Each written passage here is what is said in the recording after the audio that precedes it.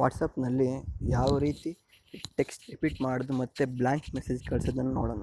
ಮೊದಲು ಪ್ಲೇಸ್ಟೋರಿಗೆ ಹೋಗ್ಬಿಟ್ಟು ಅಲ್ಲಿ ಟೆಕ್ಸ್ಟ್ ರಿಪೀಟರ್ ಒಂದು ಆ್ಯಪ್ ಇರುತ್ತೆ, ಆ್ಯಪ್ನ ಡೌನ್ಲೋಡ್ ಮಾಡ್ಕೊಬೇಕು. ಆಲ್ರೆಡಿ ನಾನು ಡೌನ್ಲೋಡ್ ಮಾಡೀನಿ. ಡೈರೆಕ್ಟಾಗಿ ಆ್ಯಪಿಗೆ ಹೋಗ್ಬಿಡು, ಟೆಕ್ಸ್ಟ್ ರಿಪೀಟರ್ ಆ್ಯಪ್ ಇರುತ್ತೆ, ಕ್ಲಿಕ್ ಮಾಡಿ ಇಲ್ಲಿ ಮೊದಲು ಟೈಪ್ ಮಾಡಿ ಹಾಯ್ ಅಂತ, ಅದರ ಒಂದು ಮೆಸೇಜ್ ವಿಶೇಷ ಮೆಸೇಜನ್ನು ಟೈಪ್ ಮಾಡಿ, ಆಮೇಲೆ ಅದಕ್ಕೆ ಎಷ್ಟು ಲಿಮಿಟ್ ಬೇಕೋ ಅಷ್ಟು ಲಿಮಿಟ್ನ ಸೆಟ್ ಮಾಡ್ಕೊಳ್ಳಿ.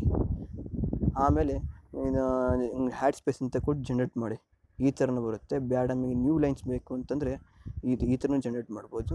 ಅದನ್ನು ನಾವು ಶೇರ್ ಅಂತ ಇರುತ್ತೆ, ಶೇರ್ ಮೇಲೆ ಕ್ಲಿಕ್ ಮಾಡಿ ವಾಟ್ಸಪ್ ಅಂತ ಇರುತ್ತೆ, ಆ ವಾಟ್ಸಪ್ನಲ್ಲಿ ಯಾರಿಗೆ ಸೆಂಡ್ ಮಾಡೋಕ್ಕೋ ಅವರಿಗೆ ಸೆಂಡ್ ಮಾಡಿ. ಇದೇ ಥರನೇ ಯಾವ ರೀತಿ ಬ್ಲ್ಯಾಂಕ್ ಟೆಕ್ಸ್ಟ್ ಕಳಿಸೋದು ಅಂತಂದ್ಬಿಟ್ಟು ಇಲ್ಲಿ